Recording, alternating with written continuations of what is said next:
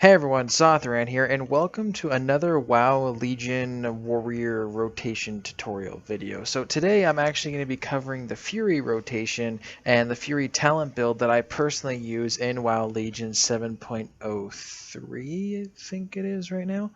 But I did the ARMS video and I really liked it, so now I wanted to do the Fury video to cover both aspects. And then if I'm able to play a little bit more of the tanking prot class, I'll definitely do a video. But I'm actually going to start off with talents again, with the talents that I use in the Fury build.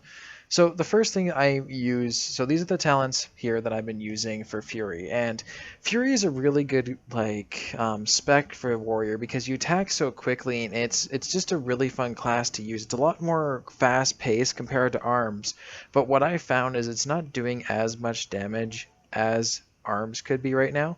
If you look around or if you've played an Arms Warrior or anything like that, you're doing a ton more damage than Fury. I still love Fury, and I actually like it a lot more than Arms personally.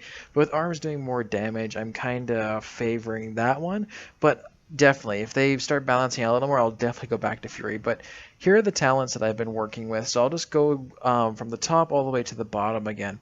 So the one that I've been using is the first one is Endless Rage. Auto attacks generate 30% additional rage. This is amazing for you because with your two-hand weapons, you're actually attacking pretty fast. Like, it might sound really funny to have two-handed weapons, but you're actually attacking really quickly, and you're able to generate more rage so you don't run out of steam. The second one is the same thing with Arms, double time. I love this just because you're able to charge twice. It allows you in Mythics or raids or anything, even like in just normal stuff, PvP, same thing. You're able to bounce to another target very quickly and reduces its cooldown by 3 seconds, which is so good to use. Like, it is such a good ability to use, especially on a warrior if you're lacking movement and mobility and stuff like that. The next one that I've been using is Wrecking Ball. Your attacks have a chance to make your next Whirlwind deal 200% increased damage. This class, one thing you'll find out playing this class is that it's a lot stronger than Arms for the fact that your Whirlwind doesn't cost Rage and it's an instant ability. So the fact that you can do that means that you're just constantly whirlwinding and attacking and everything like that. It's so good to use. Just absolutely so good to use. So I definitely recommend getting Wrecking Ball because it just allows you to, even in single target, your whirlwind just hits so hard. So definitely recommend this. The next one is War Paint. You now take only 20% increased damage from Enrage. So this basically makes it so in Enrage you're able to take a little bit more hits, a little bit more survivability and everything like that. Personally, I like this just because this class you're going to find out is a lot more survivable compared to Arms. The fact that you have two-handed weapons, you'll notice that your stamina is increased by quite a big chunk. And I have noticed that I'm probably about 300, 400,000 more health in Fury than in Arms because of that additional weapon. So this is just great for survivability and allowing you to survive longer. The next ability I'm using is Carnage. It reduces the cost of Carnage by 15 rage. And this is such a good ability to use in Fury because Carnage, if you've played Fury or know anything about it, is your ability that allows you to enrage. And enrage is your main source of damage with this class. Enrage, here I can actually open it up and show you exactly what Enrage does. Enrage increases the speed, your attack speed by 100% and your damage you take by 20%.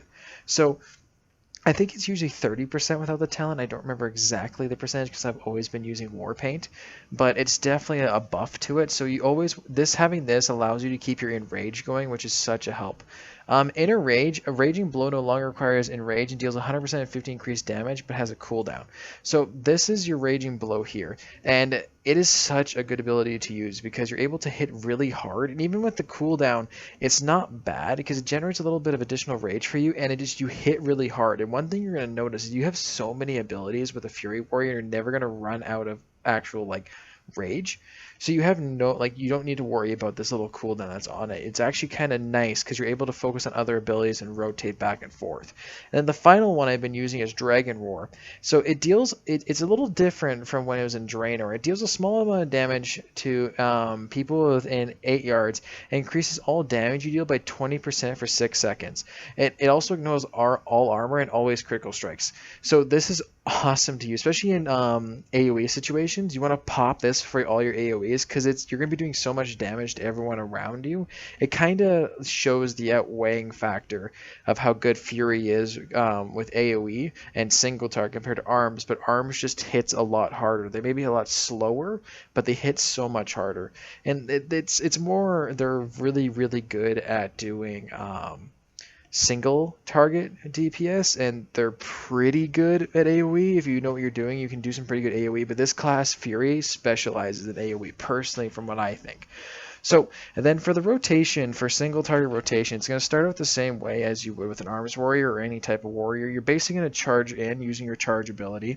The next thing you're going to want to do is, if you always want to have your rampage going, and you always want to be enraged with this spec. You don't want to ever lose the enrage, which is kind of hard to do, but you'll be generating a lot of rage back and forth, so getting enraged shouldn't be too hard. But you want to maintain rampage as much as you can. If you don't have Enrage on, you're going to jump to your Bloodthirst ability, which is your main rage generator and also heals you for 4% of your health every time you use it. It is a really good ability. It also really helps you survive a lot more because 4% every 4 seconds is actually a pretty good heal. So after that, you're going to be popping over to your Artifact ability that you're going to be wanting to use. This is Odin's Fury. You attack with both your weapons, and it also puts a dot on them that does, I think, like pretty equivalent amount of damage for over 4 seconds. And it's within 14 yards of you. So you can actually AoE in quite a big bubble. So even on single target, you want to be using this because it hits so hard that's actually going to cause them to bleed for quite a lot of damage. So this ability is great. If they're below 20% health or anything at this point, you're going to jump to your Execute ability. If they're not, just skip this step. But whenever anything's below 20%, you want to be jumping on your Execute, especially if your Enrage is on. The next thing is, if you have no abilities, if your abilities are all on cooldown after that point, always hop to your Whirlwind whenever the Wrecking Ball ability pops from your talents. It'll pop up and it'll make the Whirlwind glow. You definitely want to hop to Whirlwind and use this, because you're going to do increased damage, and even on single target it does a ton that can help you out a lot. If Wrecking Ball isn't up, don't worry about Whirlwind for solo. You're going to be jumping to your Raging Blow, which, like I said, is a very hard hitting ability with a 4-second cooldown. So you're going to be trying to use this as often as it possibly can. Whenever it procs, you want to be using this because it's a really hard hitting ability that really benefits you. After that, you're going to be jumping, so at this point your Bloodthirst should be back up. After doing this switch back and forth, you're going to be hopping back to your Bloodthirst ability, and you're going to be trying to use your Bloodthirst ability as much as you can. But as you notice, these abilities here do have cooldowns on them, and one requires a lot of rage to keep your rampage up. So this is where your Furious Slash come in, and it is your final ability. You have no other abilities, everything else is on cooldown. What it does is it increases your critical strike chance to your Bloodthirst, so it has a chance to heal you more, and it's just basically your constant attack, quick attack. You can spam the crap out of this thing, and it just allows you to continuously attack your target, which is always a bonus. So that's the solo rotation for when it comes to taking on things with Fury. The main thing about killing things is you want to make sure you're generating enough rage to get Rampage, and then when you have Rampage, you want to execute as often as you can. As well, just in arms, you're going to want to using Battle Cry as often as you can whenever it's off cooldown, anything like that, especially if you're enraged. You're going to be doing a ton of damage just because the increased critical strike chance and your Enrage being on, you'll see that your DPS will start, it'll proc quite high if you're able to proc these at the exact same time. Okay, so when it comes to multi-target, you're going to do the same thing with charging in. You're going to want a Blade Storm. If you actually took the Blade Storm ability, which is right here, you're going to want a Blade Storm. If not, you're going to want to do the Dragon Roar. So, like I said, it's like your main ability. Personally, I find Dragon Roar is better for Fury. Blade Storm being in arms is a little better, in my opinion, because they're lacking a lot of AoE. But Dragon Roar is so good for Fury, so I definitely recommend using that. After that, you're going to want to basically hop to your Whirlwind, especially if Wrecking Ball is on, because you're going to be doing a ton of damage, ton of AoE, and because you have no cooldown or rage limits on your Whirlwind, you can just spam it constantly. This is where the AoE aspect of this class is a little bit stronger than arms, because arms, the Whirlwind costs 25 rage, and it actually takes time to generate it.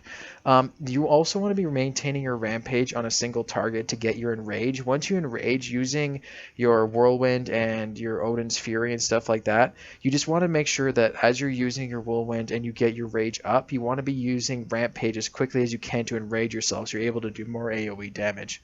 If your health is lacking or if you seem like you're not generating enough rage, hop to your Bloodthirst ability and use that quickly if you need to, especially if you need healing or anything like that. The other healing item or ability you have that I should probably cover real quick is your Enrage Regeneration.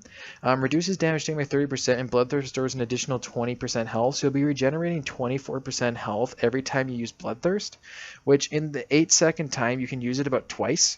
So you can gain back 50% of your health, which is great. And if you need even more, you can use your Commanding Shout to increase your health for a bit until you survive. After that, so you're going to be wanting to use Whirlwind as much as you possibly can and your Odin's Fury because it does hit every target. Using Battle Cry as often as you can, especially if you have an Enrage and your Odin's Fury up and Wrecking Ball up.